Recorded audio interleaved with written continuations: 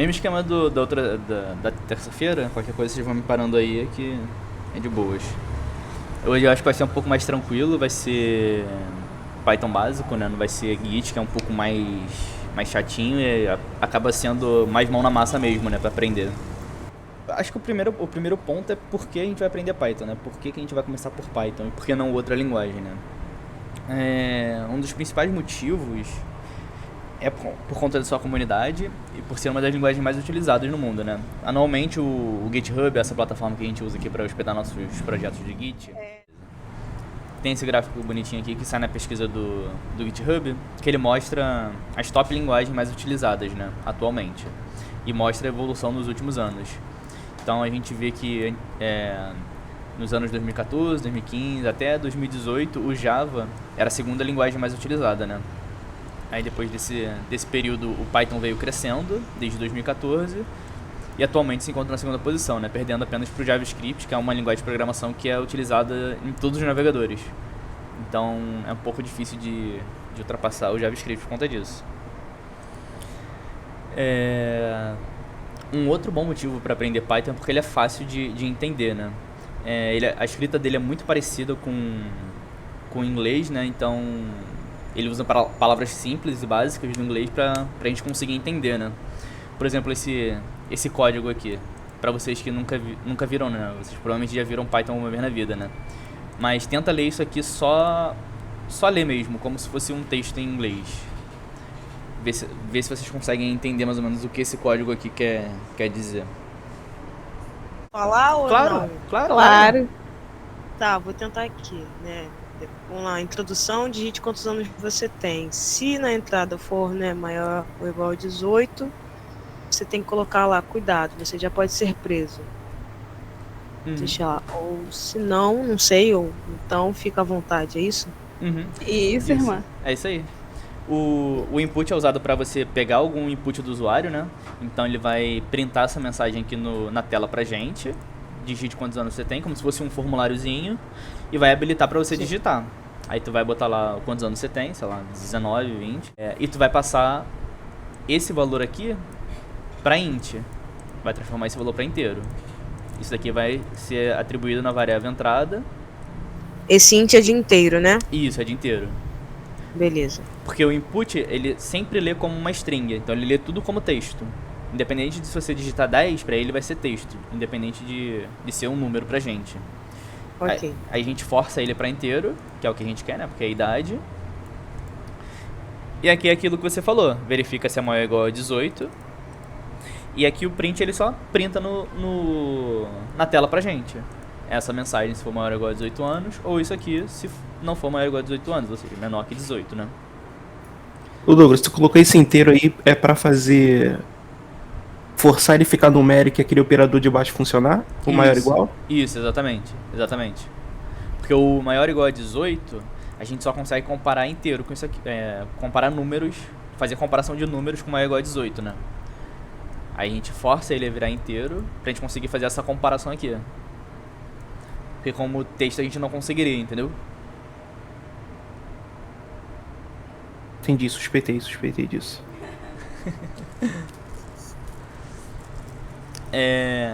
Esse aqui é um outro bom motivo pra gente aprender Python, porque o código dele costuma ser simples.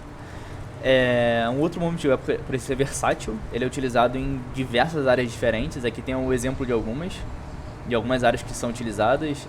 Desenvolvimento de software, ciência de dados, análise de dados, machine learning, deep learning, tudo isso a maior parte usa Python.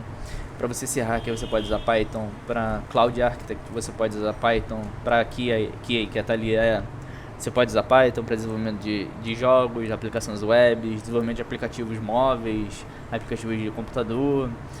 Até um tempo atrás a NASA mandou uma sonda para Marte, se eu não me engano, que utilizava Linux e Python.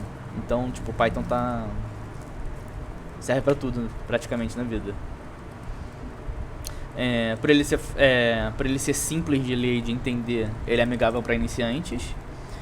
Ele é open source, livre para comercializar, então você pode pegar seu código Python e vender para quem você quiser e fazer o que você quiser. tem uma extensa biblioteca de pacotes do Python, então quando a gente está tentando fazer alguma coisa que não seja implementada nativamente no Python, ou seja, essas coisas que a gente utilizou aqui em cima são nativas do Python. Então tudo isso aqui a gente não precisa de bibliotecas externas para fazer.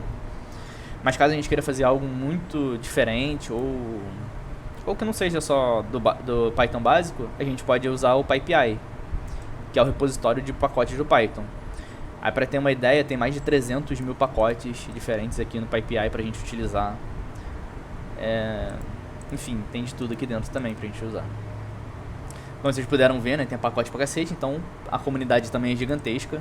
A maior parte dos pacotes do Python são mantidos pela própria comunidade. E a documentação também, que é muito boa. Aqui é a documentação própria do Python.org. Tem de tudo aqui dentro também. Inclusive uma boa parte das coisas que eu peguei foi daqui. A gente pode utilizar de diversas formas. Eu acho que hoje em dia tem até como utilizar no celular. A gente pode usar online também, por esse sitezinho aqui, para ficar testando coisas. Ou podemos instalar, né? Que como a gente vai querer avançar no Python, né? Continuar estudando Python, é interessante instalar ele. Aí só vou baixar aqui para instalar. Ô Douglas, tem alguma comunidade, um fórum de Python, que a galera fica postando dúvida de código, a galera responde, tipo Stack Overflow, alguma coisa assim? Tem um principal? Cara, o mais utilizado mesmo é o Stack Overflow. Mas, cara, tem muita comunidade. Tem Python Sudeste, tem uma porrada de comunidade diferente de Python. Tem o PyLadies, que é mais voltado para as mulheres. As comunidades de Python é o que não falta, cara. Tem uma porrada de grupos em WhatsApp, em Telegram, no Facebook também tem, no LinkedIn tem em todos os lugares. Tá, não, é que eu uso geralmente o Stack Overflow mesmo, né? Mas eu queria saber se tinha algum ponto focal, assim, da galera de Python. Eu costumo utilizar mais o Stack também. Lá tem muita coisa, cara, uma boa parte das dúvidas que você tiver em Python, provavelmente alguém já teve e já foi respondida lá no próprio Stack Overflow. Isso é bom, é muito bom. Cara, a instalação do Python é simples, né? Eu só baixei e abri ele aqui, ele já pergunta se eu quero instalar. Uma coisa interessante de se fazer é adicionar ele aqui no path, marcar essa caixinha aqui de baixo. Mas eu não vou marcar só pra mostrar pra vocês o que acontece.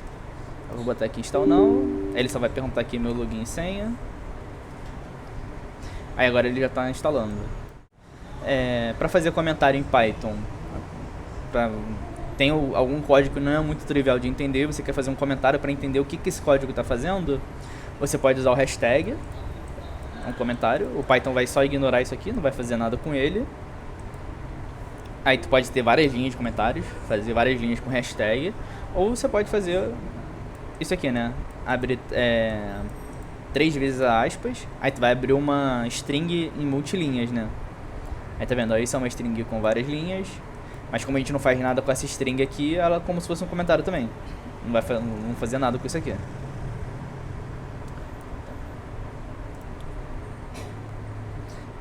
Deixa eu ver se eu já acho o Python aqui. O Python já apareceu aqui pra mim, tá vendo? Aqui no... Deixa eu ver se eu consigo aumentar a letra aqui. Pronto. Agora a gente já tem o Python instalado aqui na nossa máquina. O comentário, como eu falei, né? Isso é um comentário. Aí ele não vai fazer nada. Aí eu posso abrir 3 aspas. Isso também é um comentário.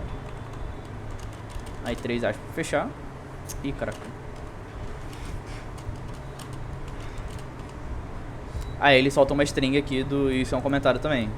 Mas aí, como a gente não vai fazer nada com essa string, também pode servir como comentário. Não tem diferença. Para fazer uma atribuição, imagina que a gente quer atribuir qualquer valor a uma variável para a gente utilizar em outro momento. Por exemplo, aqui em cima, a gente fez um input, né, para perguntar alguma coisa para o usuário e fez a atribuição para a variável chamada entrada. Então, para atribuição, a gente usa o sinal de igual. Cadê a tela? Aqui.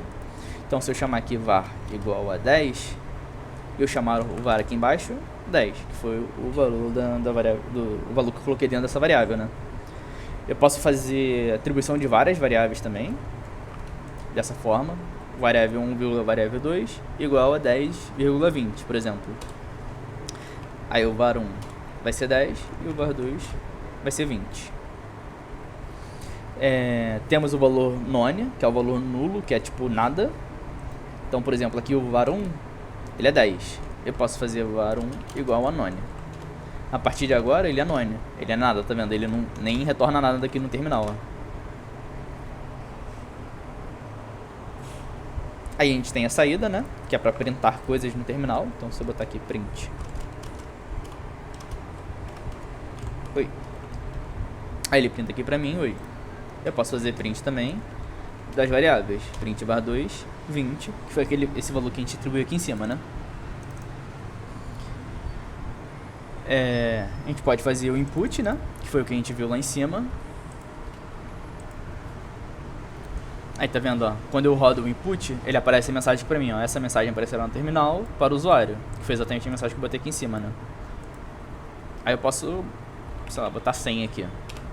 Então agora, a partir de agora, o var vale 100. Você viu que eu botei o 100 aqui, que é um número inteiro, e ainda assim ele botou entre aspas, tá vendo? É aquele esquema que eu falei, o input ele sempre lê como string, né? Então eu posso... Ficou confuso? Tá. Eu vou fazer outro input aqui. Eu não sei limpar isso aqui. Acho que é clear. É clear. Não é clear, não? Fiz a moda antiga, fechei e abri. Então eu vou atribuir um valor na variável var. Só que esse valor ele vai vir de um input do usuário.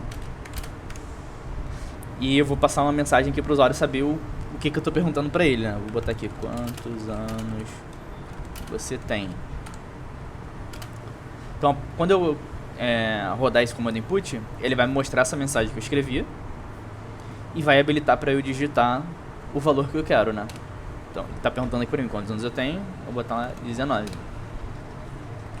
Então agora quando eu chamar aqui o var, ele vai falar que eu tenho 19 no var, que foi exatamente o que eu digitei ali no input, entendeu? A variável sempre vai ser o resultado daquele input que você colocou. Isso, exatamente. Da mesma forma que eu fiz o lá var igual a 10 naquele momento, quando eu faço o input, ele só muda de 10 aqui pro input do usuário, que aqui no caso eu botei 19. Ok. Aqui 19.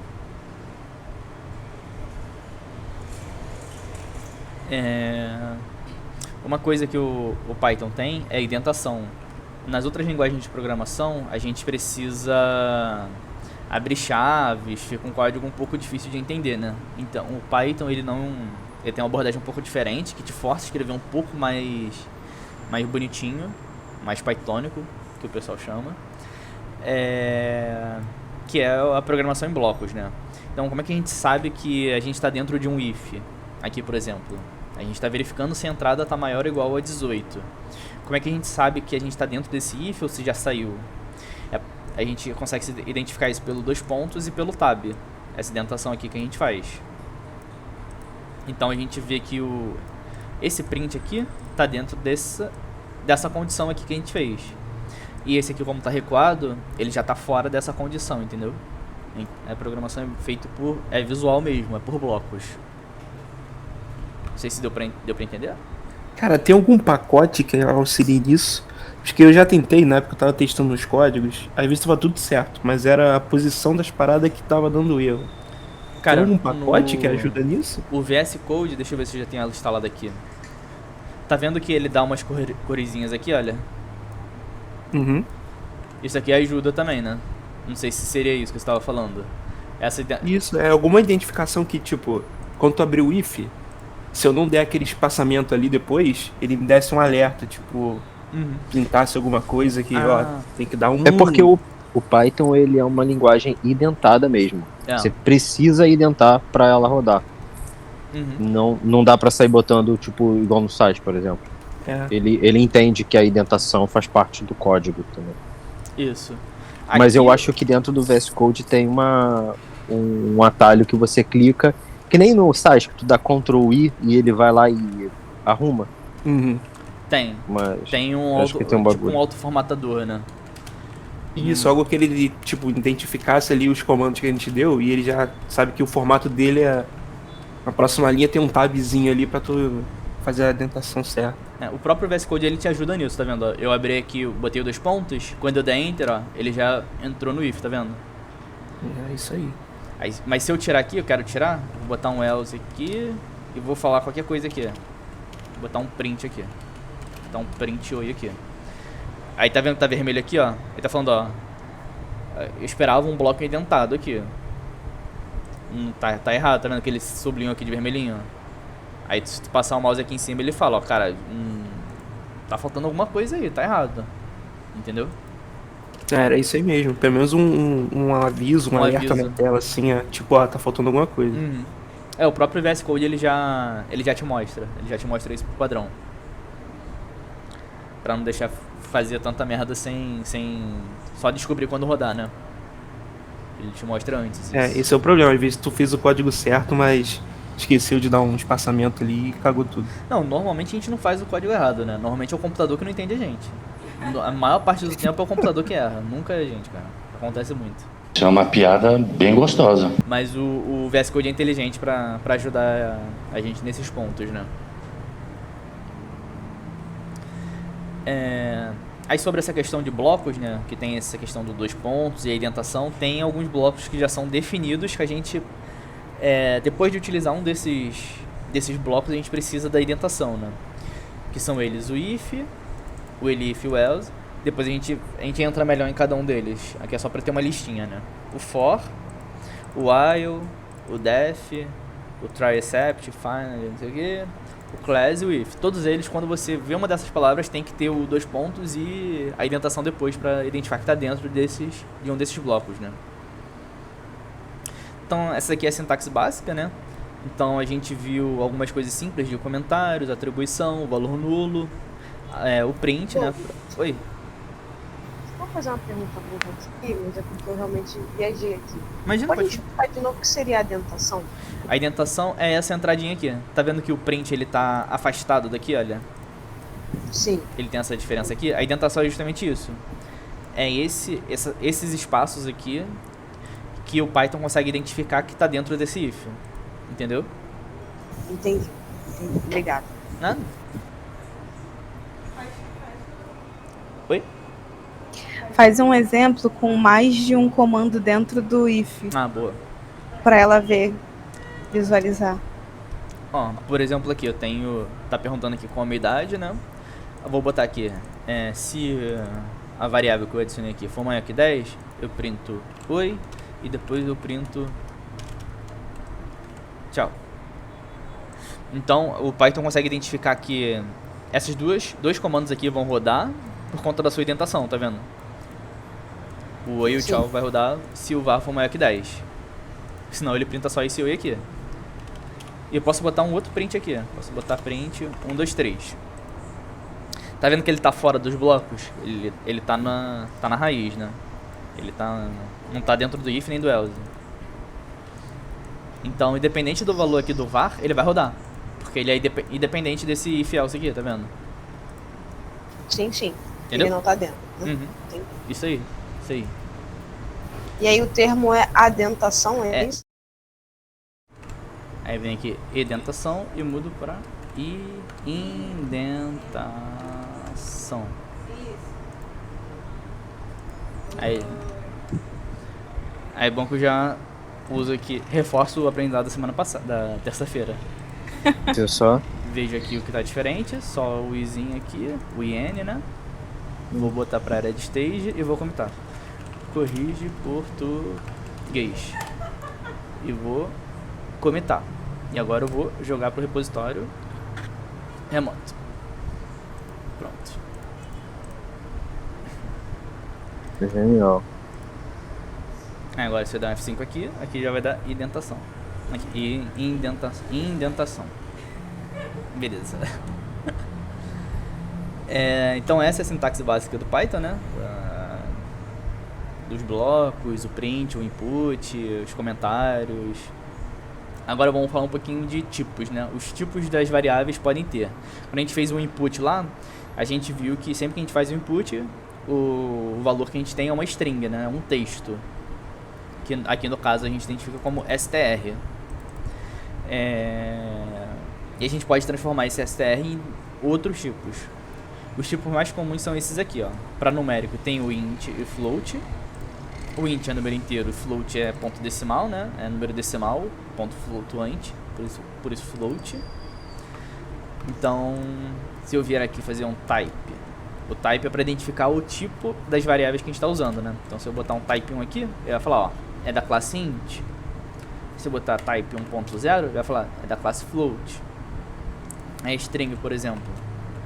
Se eu botar um type 1 entre aspas, é da classe string. Aí tem algumas outras aqui que a gente vai ver um pouco mais pra frente, mas temos as listas, as tuplas e os dicionários, que a gente vai ver no final dessa aula.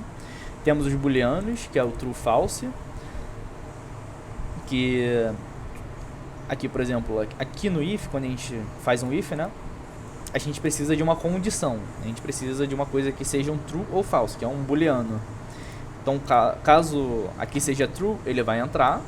Caso seja false, ele vai cair aqui no else. Aí o booleano é muito utilizado para if else. Aí tem conjuntos, que é o set e o frozen set. O frozen set eu acho que a gente nem vai precisar ver. O set a gente vai ver lá no final também. E temos o none, que é absolutamente nada, né? Que a gente viu lá na var, né? Deixa eu botar aqui o var. Era o var 1? Nem existe. Ah, eu fechei e abri. Aí tá vendo, o var eu atribuí como none, ele é nada. Se eu botar aqui type var, ele é non-type, tá vendo? Ele é um tipo sem tipo, um tipo vazio. A gente pode verificar o tipo também, né? Caso a gente queira. Eu posso falar o type do 1.0 é igual a float. Ele vai lá true, beleza? É do tipo float. Ah, 1.0 é do tipo inteiro? Não, não é. Então a gente consegue fazer essas verificações. A gente tem as operações matemáticas. Temos as operações básicas, né? Tipo o mais, por exemplo. Temos o menos. Temos o vezes. E temos o dividido. O dividido é um caso um pouco diferente dos outros, que sempre que a gente divide, a gente tem um float aqui. A gente sempre tem um float. Mesmo o 20 dividido por 10 sendo um número inteiro, ele retorna pra gente um número de decimal, né? Então a gente precisa tomar cuidado com essas coisas, né? Caso a gente verifique se isso aqui é igual a 10, ele vai dar true, não tem problema. Mas caso a gente verifique alguns outros tipos de, por exemplo, tipo, isso aqui sempre retorna um float. Então se eu verificar se é inteiro, vai dar false, mesmo sendo um número inteiro. A gente pode fazer potência, né? Então 10 elevado ao quadrado, com 2 estrelinhas.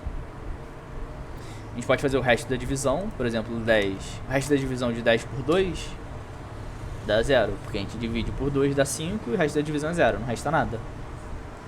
Aí 3 divide o resto da divisão por 2 vai dar 1, porque vai dar 2, aí vai sobrar 1, vai dar o 3, aí a porcentagem é isso, o resto da divisão. E a gente tem a divisão inteira também.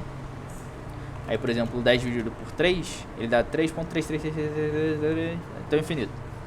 Mas se a gente botar 10 barra 3, ele dá a divisão inteira. Porque ele faz a divisão e pega apenas a parte inteira, né? Que é o 3 aqui, e retorna o inteiro. Aí podemos tirar valores máximos também. Qual é o máximo entre 1, 2 e 3? 1, 2 e 3. É o 3. Vou usar o exemplo que eu fiz ali, né? Qual é o máximo entre 5, 6 e 7? É o 7. Qual é o mínimo entre os mesmos valores? É 5. A gente pode tirar também o valor absoluto, né? Que nada mais é, tipo, se for menor que 0, a gente tira o valor negativo, né? Então o valor absoluto de menos 1 é 1. E o absoluto de 1 ainda é 1, porque não faz diferença.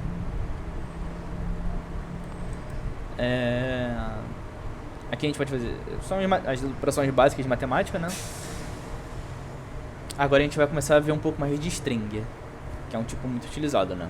Para string a gente pode usar aspas duplas, como a gente viu antes, sem problemas, e podemos também utilizar aspas simples, não faz diferença.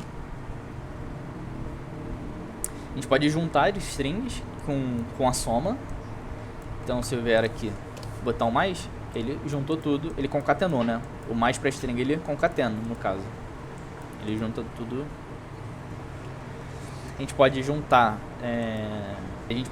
em números também, né? String, caso a gente queira. Mas antes a gente precisa transformar para string, né? Esse exemplo aqui, ó. Ele junta lá certinho, só que a gente precisa fazer essa transformação aqui para string, né? Porque caso a gente tente sem fazer essa transformação, aí fala aqui, ó, type erro. Ó, can only concatenate str com str, não com float. Aí fazendo essa transformação aqui para string, aí funciona de boa. Tem algumas outras coisas que a gente pode fazer com string também. Deixa eu botar uma string aqui de exemplo. Vou lá, mundo. A gente pode fazer o len. E o len é a função. Pode fazer o len. Ele dá a quantidade de letras. Então, 1, 2, 3, 4, 5, 6, 7, 8, 9. 9 letras certinho. A gente pode fazer o lower, que é para transformar tudo em minúsculo. O O estava maiúsculo virou minúsculo. A gente pode fazer o upper, que é para transformar tudo em maiúsculo. Esse str aqui não vai fazer diferença pra gente. Tem o isAlpha, ele verifica só se tem de A a Z. Então pode ser qualquer coisa, mas tem que ser de A a Z, sem ser espaço, sem qualquer outra coisa, só exatamente de A a Z.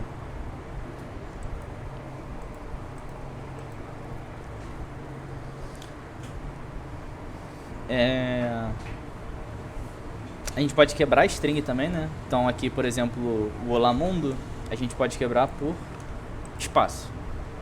Então ele vai dar uma lista com olá e mundo. A gente separou aqui por espaço, só tinha espaço aqui, né? Então ele retornou uma lista de olá e mundo.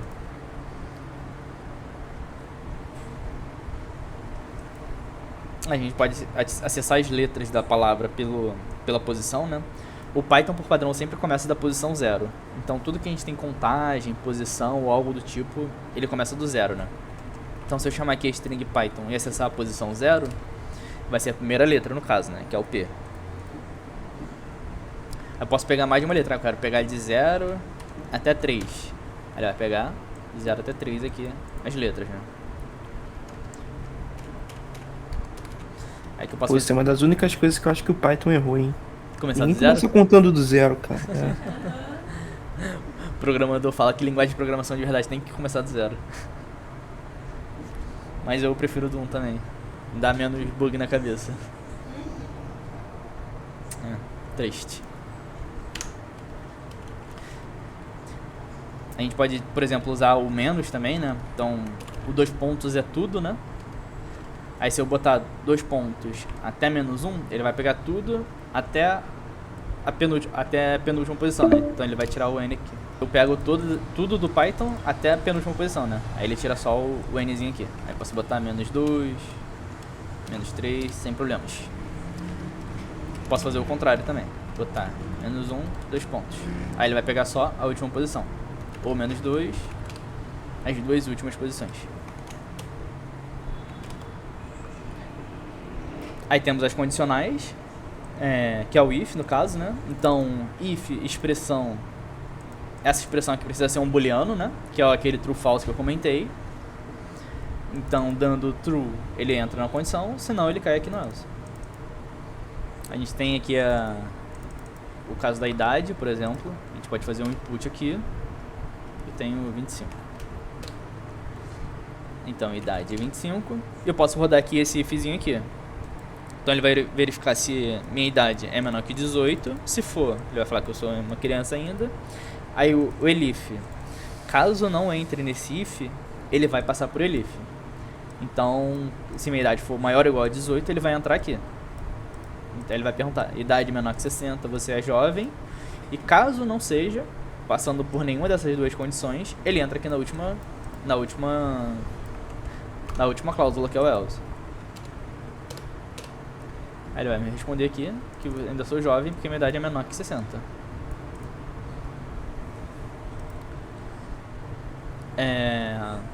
Agora a gente começa com a parte de listas. Lista é bem interessante, tem bastante coisa que dá pra fazer. A lista, por definição, é criada desse jeito aqui, com colchete separado entre vírgulas. Aqui nesse caso aqui é uma lista de strings, né? Mas eu posso fazer uma lista de inteiros, uma lista de floats, uma lista de qualquer coisa. Então eu tenho aqui frutas. Você dá um print em frutas, ele vai mostrar a listinha certinho. Se eu fizer um type, qual é o tipo disso aqui? Ele vai falar que é da classe lista, uma lista. Alguns métodos que a gente pode usar da lista são esse copy aqui. Eu posso copiar dessa forma aqui, só botando igual, mas depois a gente vai ver a diferença. E eu posso copiar dessa forma aqui, com o nome da lista, .copy. Aí lá no final mostra qual é a diferença entre eles. A gente pode adicionar coisas à lista, por exemplo, fazendo append. Então eu vou appendar no final da lista o melão, e ele já aparece aqui pra mim, depois do banana, que era o último. Eu posso adicionar elementos de uma outra lista. Então aqui a parte... Oi. Não, eu ia falar que quando você copia assim, copia e cola lá, parece uma coisa muito rápida. E aí pode ser que alguém não esteja entendendo. Ah, não, ele só pergunta se eu confio no negócio. Não, não é isso. A questão é que... Não é isso aí não. É que quando você cola 2 linhas de código e já aparece o resultado. Tipo, tá. Entendeu? Primeiro eu tô rodando o comando que eu tô mostrando, depois eu rodo o print pra ver a diferença que fez, né? Roda um comando de cada vez, então. Tá. Ou digita, você acha melhor. Vou copiar, senão vou demorar muito digitando. A gente pode fazer o extend também, né? Que é adicionar uma lista em outra lista. Então a gente tem a lista aqui frutas, que vai até melão aqui na última. Eu posso adicionar kiwi e maçã de uma única vez, né? Em vez de fazer append 2 vezes. Vem aqui. Se eu der um print novamente. Aí a gente estava no melão. Aí eu adicionei o kiwi e a maçã aqui no final. Vocês podem ver que aqui, por exemplo, a maçã, eu tenho 2 aparições aqui sem problemas. A gente não tem problemas com duplicadas aqui na lista. Tanto o append quanto o extend a gente adiciona sempre no final, né? Eu posso usar o insert para adicionar em outra posição. Então, por exemplo, eu vou adicionar um melão aqui na posição 1, que pra gente é a posição 2, né, no caso. Aí tá vendo aqui onde tinha maçã, a maçã passou pro lado e o melão entrou aqui. Então correu tudo aqui pro lado e o melão entrou aqui na posição 2, que pro Python é a posição 1. Eu posso... Agora a gente tem 2 melões, né? Eu posso remover uma ocorrência do melão, que é com ponto .remove. Ele vai remover a primeira ocorrência do melão. Aí removeu o primeiro melão, o segundo melão ainda tá aqui. A gente pode usar o remove, a gente pode usar o pop também. Eu quero remover da posição, a primeira fruta, né? Que no caso aqui é a laranja. Eu posso remover usando pop posição 0 e ele retorna pra mim qual foi o elemento que eu removi, né? O remove ele só remove, ele não te mostra qual foi removido, porque a gente já passou pra ele qual que a gente quer remover, no caso. E o pop retorna pra gente qual foi o elemento removido, né? Da posição, que aqui no caso foi a laranja, que era a primeira posição. Aí se eu printar aqui, já tá sem a laranja aqui na primeira posição. Eu posso procurar alguma coisa dentro da lista, passando aqui o index e o nome do que eu tô procurando, e ele vai retornar pra mim a posição, né? Então ele vai falar pra mim que a maçã tá na posição 0. A primeira maçã, pelo menos, né? Está na posição 0. Eu posso contar quantas maçãs tem aqui dentro. Ele vai falar que eu tenho 2 maçãs. Eu posso ver o tamanho também. Eu não lembro se eu coloquei isso, mas eu posso ver o tamanho da lista com len, que nem a gente fez com a string lá em cima. Eu posso ordenar essa lista. A gente pode ver que ela tá desordenada, né? Tá começando com maçã, depois com pera, depois banana. eu posso ordenar. Então dessa forma vai estar banana primeiro, depois kiwi, maçã, melão e pera. Ordenado. Posso reverter, né? Botar o último na primeira posição, o penúltimo na segunda e assim por diante. Então se eu printar aqui de novo, a gente vê aqui que a pera veio para primeira, depois o melão, depois a maçã, depois a outra maçã, depois o kiwi, depois a banana. Ele reverteu tudo. E eu posso limpar. Posso só excluir tudo que tem na lista. Não tem mais nada nessa lista. Vocês lembram que lá no começo a gente viu que a gente copiou, né, de duas formas? A gente botou frutas 2 igual a frutas e o fruta 3 igual a frutas.copy, né? Vamos ver como é que tá frutas 2 agora. A gente tá vendo frutas 2 está exatamente igual a frutas. Porque quando a gente faz dessa forma aqui, a gente aponta pro mesmo objeto na memória, né? Então ele é exatamente a mesma coisa, só tem nome diferente. Aí vamos ver o frutas 3 agora. Frutas 3 está idêntico ao começo, tá vendo? Ele não sofreu nenhuma dessas alterações aqui. Porque esse frutas 3 aqui é um objeto totalmente diferente do frutas daqui. Então eles não são a mesma coisa e não tem o mesmo nome, são totalmente diferentes e não sofrem alterações. Deu pra entender isso aqui? Entendeu aí, galerinha? Eu entendi daqui. Tudo certo. Tudo certo? O copy é só uma fotografia do momento que você copiou, né? Depois, aí ele fica estático, o outro vai acompanhando, né? Isso, exatamente. Esse daqui só muda o nome, né? Mas é a mesma coisa.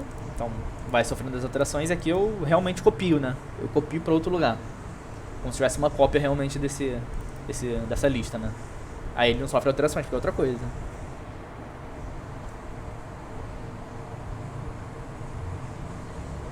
Tá. Aí vocês lembram que lá na string a gente fez... Cadê? A gente fez Python... Caraca. Python 0 para pegar a posição 0. Aqui a gente pode fazer a mesma coisa, né? A gente pode usar o colchetes para pegar a fruta da segunda posição. Aí da mesma forma a gente pode pegar da 1 até a 2. Cadê? Da 0 até a 2. Pode fazer do começo até... Caraca. Penúltima. Eu posso fazer as mesmas coisas que eu faço com string, eu posso fazer aqui com as listas, né? Aqui o tamanho, né? Que eu tinha mostrado já. 4 elementos. Aí se eu tirar do frutas aqui, que é vazio, né? Que a gente apagou tudo. Ele dá 0, tamanho 0. Então lista, acho que é isso. E agora a gente tem a tupla, né? A gente viu...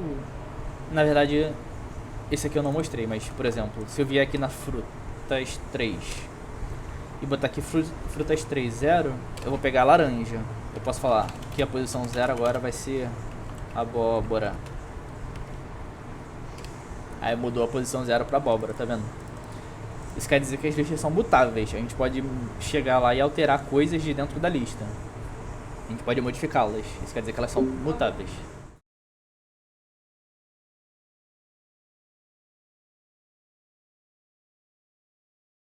Uma outra coisa que é uma boa recomendação para utilizar a lista é que tudo que a gente botar de dentro de uma lista, ela tem que ser sobre o mesmo assunto, né? O que isso quer dizer? Por exemplo, aqui, a gente está sempre abordando sobre frutas. Tudo aqui dentro é fruta. Então, é uma boa prática deixar tudo dentro da lista sendo a mesma coisa, né? Por exemplo, esse aqui embaixo. A gente tem Ana e 20, que pode ser a idade, por exemplo. Não é uma boa prática fazer isso aqui, ó. Botar Ana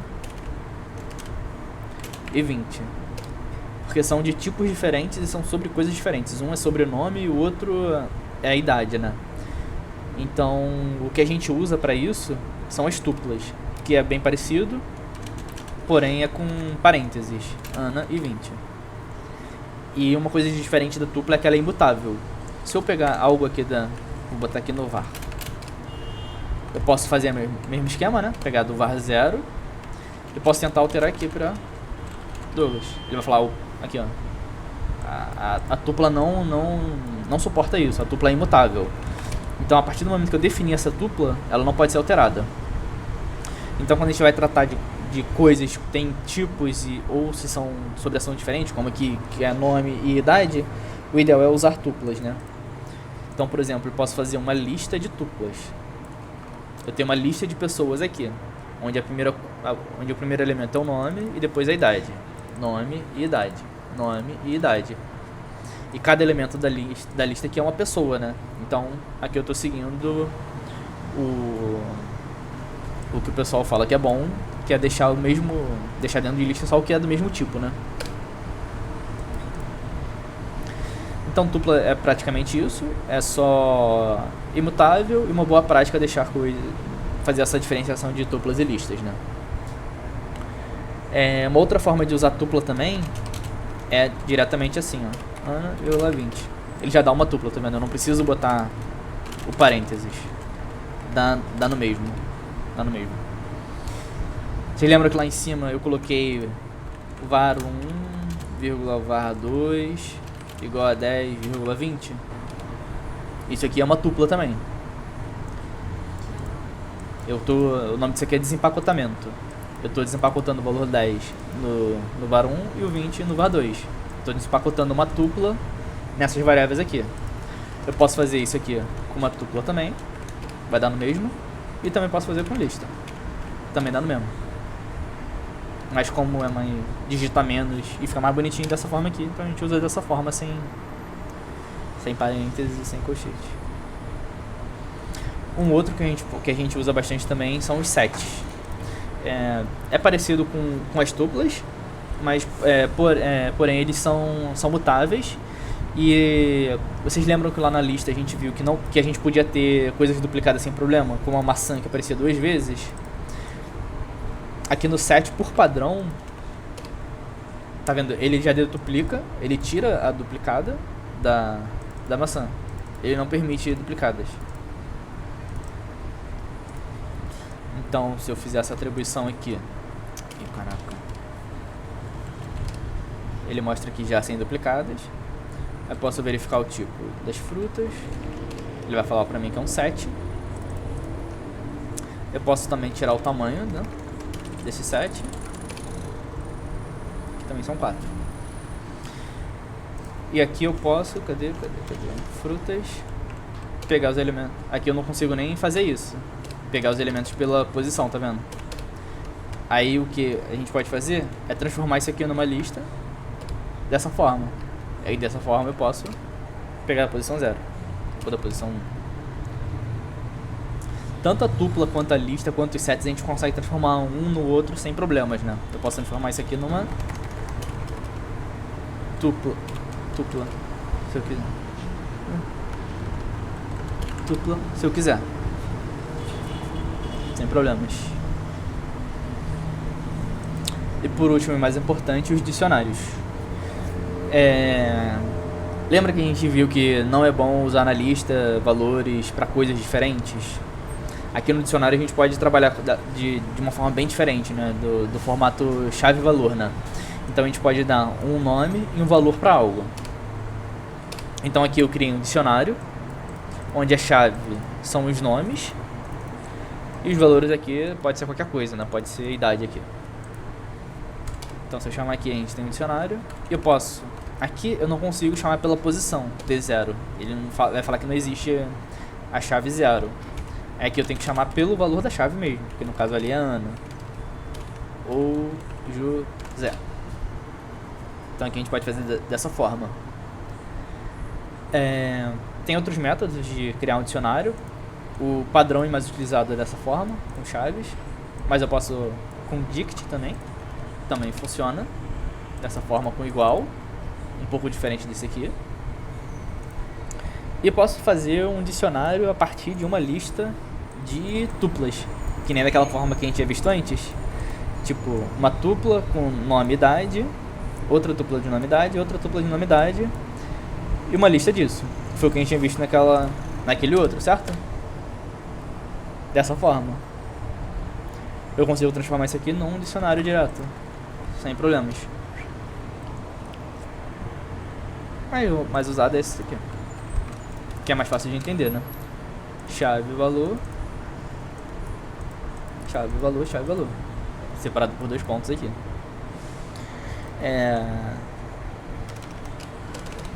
Beleza. Aqui a gente pode tirar o tamanho. Ele vai contar quantas chaves tem. Aqui no caso são 3, Ana, José e Laura. A gente pode pegar pela posição, pelo nome da chave, né, como eu falei. A gente pode modificar, né, a gente viu que aqui a Ana é 10. Eu posso jogar o valor dela para 30. Alterei o valor dela para 30. Então elas são mutáveis. Eu posso deletar coisas, né, de dentro dessa lista. Posso deletar aqui a Ana, por exemplo. Então se eu chamar o D aqui, agora só tem José e Laura. E se eu tentar pegar uma coisa que não existe aqui, por exemplo a Ana que eu peguei, que eu deletei, ele vai dar um erro aqui de chave falando que Ana não existe. Ou a gente pode usar o get. O get, o interessante é que isso aqui que a gente tentou pegar uma chave que não existe chamado Ana, ele dá um erro. Então se a gente tivesse isso aqui dentro de um código Python, ele ia estourar um erro e ia parar nosso programa, né? Então a gente pode pegar com o get, que dessa forma, por padrão, ele retorna none, né? Que é nada, não existe, não retorna nada. E a gente pode passar um segundo valor pro get, que é, por exemplo, caso não encontre, retorne esse valor, que no caso é menos 1, que eu posso botar, ou menos 10, ou 99, qualquer coisa que eu queira. E dessa forma o nosso código não quebra, né? Eu posso criar elementos, né? Como vocês viram, a Ana foi deletada. Eu posso recriar ela, sem problemas. E pegar o valor dela. Tem algumas vezes que a gente está resolvendo algum tipo de problema que a gente precisa acessar só as chaves. Ou só os valores. A gente tem esses 2 métodos aqui que a gente pode utilizar para acessar as chaves.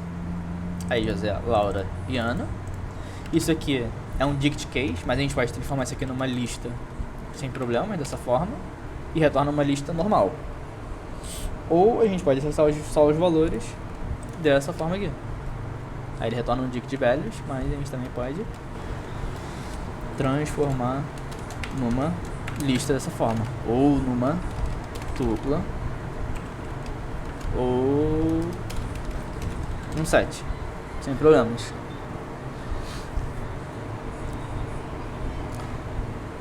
Gente, por enquanto pra hoje é isso. E aí?